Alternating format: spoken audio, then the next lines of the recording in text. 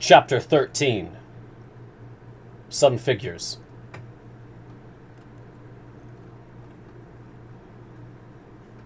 A moment later, we were seated on a couch in the lounge, cigars between our lips. The captain placed before my eyes a working drawing that gave the ground plan, cross-section, and side view of the Nautilus. Then he began his description as follows. Here, Professor Aronnax, are the different dimensions of this boat now transporting you. It's a very long cylinder with conical ends. It noticeably takes the shape of a cigar, a shape already adopted in London for several projects of the same kind. The length of this cylinder from end to end is exactly 70 meters, and its maximum breadth of beam is 8 meters. So it isn't quite built on the 10-to-1 ratio of your high-speed steamers, but its lines are sufficiently long, and they're tapering gradual enough so that the displaced water easily slips past and poses no obstacle to the ship's movement. These two dimensions allow you to obtain, via simple calculation, the surface area and volume of the Nautilus. Its surface area totals 1,011.45 square meters. Its volume, 1,507.2 cubic meters, which is tantamount to saying that when it's completely submerged, it displaces 1,500 cubic meters of water, or weighs 1,500 metric tons.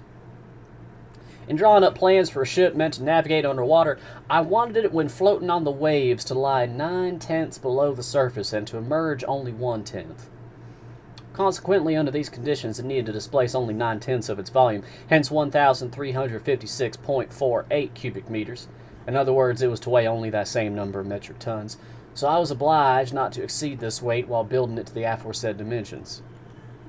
The Nautilus is made up of two hulls, one inside the other. Between them, joining them together, are iron T-bars that give this ship the utmost rigidity. In fact, thanks to this cellular arrangement, it has the resistance of a stone block, as if it were completely solid. Its plating can't give way, it's self-adhering and not dependent on the tightness of its rivets, and due to the perfect union of its materials, the solidarity of its construction allows it to defy the most violent seas. The two hulls are manufactured from boilerplate steel, whose relative density is 7.8 times that of water. The first hull has a thickness of no less than 5 centimeters and weighs 394.96 metric tons. My second hull, the outer cover, includes a keel 50 centimeters high by 25 wide, which by itself weighs 62 metric tons. This hull, the engine, the ballast, the various accessories and accommodations, plus the bulkheads and interior braces, have a combined weight of 961.52 metric tons, which when added to 394.96 metric tons gives us the desired total of 1,356.48 metric tons. Clear? Clear, I replied. So, the captain went on, when the Nautilus lies on the waves under those conditions, 1/10 of it does emerge above water. Now then, if I provide some ballast tanks equal in capacity to that 1/10, hence able to hold 150.72 metric tons, and if I fill them with water, the boat then displaces 1,507.2 metric tons, or weighs that much, and would be completely submerged. That's what comes about, Professor. These ballast tanks exist within easy access in the lower reaches of the Nautilus.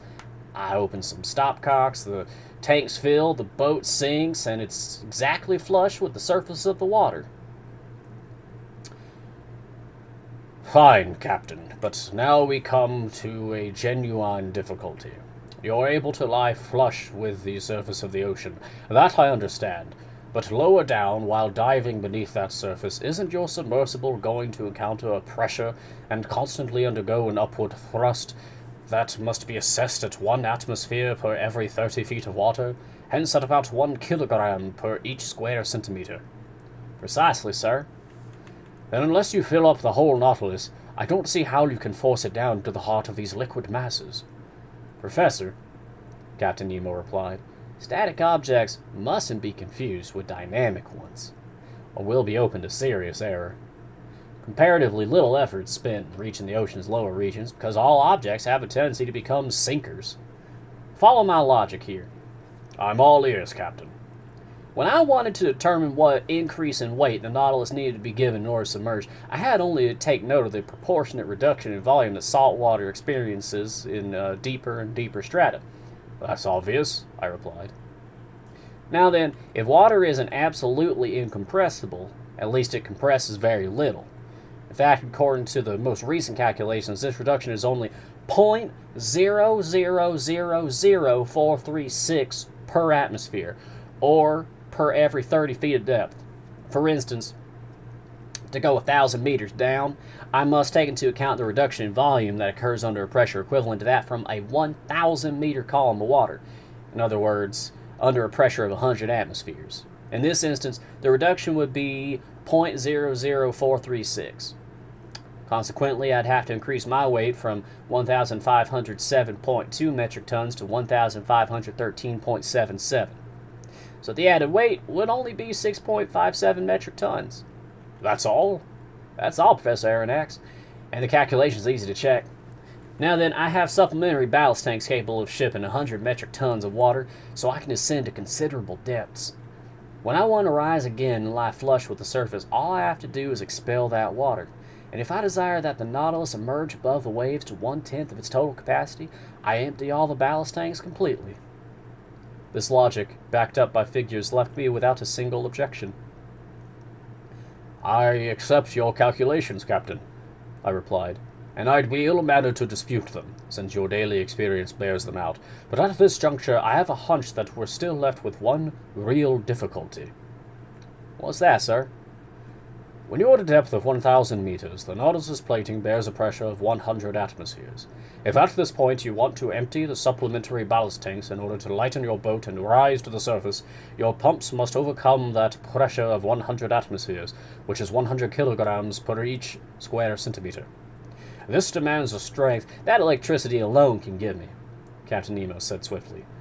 Sir, I repeat, the dynamic power of my engines is nearly infinite. The Nautilus's pumps have prodigious strength, as you must have noticed when their waterspout swept like a tornado through Abraham Lincoln.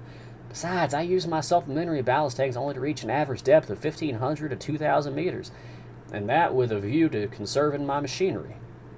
Accordingly, when I have a mind to visit the ocean depths 2 or 3 vertical leagues beneath the surface, I use maneuvers that are more time-consuming but no less infallible. What are they, Captain? I asked.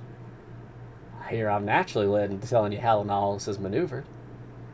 I can't wait to find out. In order to steer this boat to port or starboard, in short, to make turns on a horizontal plane, I use an ordinary wide-bladed rudder that's fastened to the rear of the stern post and works by a wheel and tackle. But I can also move the Nautilus upward and downward on a vertical plane by the simple method of slanting its 2 fins, which are attached to its sides at its center of flotation. These fins are flexible, able to assume any position, and can be operated from inside by means of powerful levers. If these fins stay parallel with the boat, the latter moves horizontally. If they slant, the Nautilus follows the angle of that slant and, under its propeller's thrust, either sinks on a diagonal as steep as it suits me, or rises on that diagonal. And similarly, if I want to return more swiftly to the surface, I throw the propeller in gear and the water's pressure makes the Nautilus rise vertically, as an air balloon inflated with hydrogen lifts swiftly into the skies. Bravo, Captain! I exclaimed. But in the midst of the waters, how can your helmsman follow the course you have given him? My helmsman is stationed behind the windows of a pilot house, which protrudes from the top side of the Nautilus's hull and is fitted with biconvex glass. Is glass capable of resisting such pressures? Perfectly capable. Though fragile on impact, crystal can still offer considerable resistance. In 1864, during experiments on fishing by electric light in the middle of the North Sea, glass panes less than 7 millimeters thick were seen to resist a pressure of 16 atmospheres, all the while letting through strong, heat-generating rays whose warmth was unevenly distributed. Now then, I use glass windows measuring no less than 21 centimeters at their centers. In other words, they've 30 times the thickness. Fair enough, Captain. But if we're going to sea, we need light to drive away the dark. And in the midst of the murky waters, I wonder how your helmsman can set astern of the pilot house is a powerful electric reflector whose rays light up the sea for a distance of half a mile. Oh, bravo! Bravo 3 times over, Captain. That explains the phosphorescent glow from the so-called narwhal that so puzzled us scientists. Pertinent to this, I'll ask you if the Nautilus's running afoul of the Scotia, which caused such great uproar, was the result of an accidental encounter. Entirely accidental, sir. I was navigating 2 meters beneath the surface of the water when the collision occurred. However, I could see that it had no dire consequences. None, sir. But as for your encounter with the Abraham Lincoln... Professor, that troubled me, because it's one of the best ships in the gallant American Navy, but they attacked me, and I had to defend myself. All the same, I was content simply to put the frigate in condition where it could do me no harm. It won't have any difficulty getting repairs to the nearest port. Ah, Commander, I exclaimed with conviction, your Nautilus is truly a marvelous boat. Yes, Professor, Captain Nemo replied with genuine excitement, and I love it as if it were my own flesh and blood. Aboard a conventional ship, facing the ocean's perils, danger lurks everywhere. On the surface of the sea, your chief sensation is the constant feeling of an underlying chasm, as the Dutchman Jansen so aptly put it. But below the waves, aboard the Nautilus, your heart never fails you. There are no structural deformities to worry about, because the double hull of the boat has the rigidity of iron. No rigging to be worn out by rolling and pitching on the waves, no sails for the wind to carry off, no boilers for steam to burst open, no fires to fear, because this submersible is made of sheet iron, not wood. No coal to run out of, since electricity is its mechanical force. No collisions to fear, because it navigates the watery deep all by itself. No storms to brave, because just a few meters beneath the waves, it finds absolute tranquility. There, sir. That's the ideal ship. And if it's true that the engineer has more confidence in a craft than the builder, and the builder more than the captain himself, you can understand the utter abandon with which I place my trust in the Nautilus, since I am its captain, builder, and engineer, all in one. Captain Nemo spoke with winning eloquence. The fire in his eyes and the passion in his gestures transfigured him. Yes, he loved his ship the same way a father loves his child. But one question, perhaps indiscreet, naturally popped up, and I couldn't resist asking it.